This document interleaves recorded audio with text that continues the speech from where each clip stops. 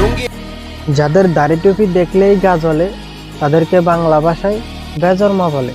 তো সেই বিষয়টা নিয়ে আমাদের হানজালা ভাই কি বলছে শুনে।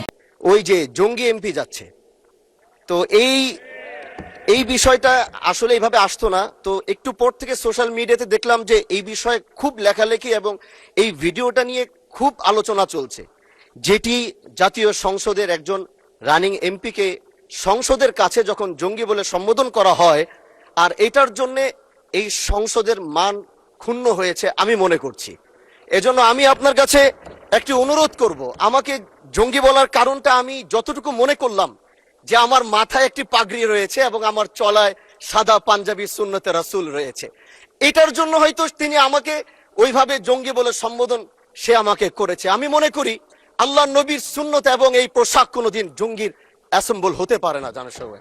এই জন্য আমি আপনার কাছে একটি অনুরোধ করতে চাই, মাননীয় স্পিকার, আপনি সিসি ফুটেজ যেটি রয়েছে, আপনি যদি মাননীয় স্বরাষ্ট্র মন্ত্রী এবং সংসদের সার্জেন্ট অ্যাট আর্মসকে যদি আপনি একটু অনুরোধ করবেন, বা তাদেরকে একটু নির্দেশ দিবেন যে কারা এই কাজটি করেছে।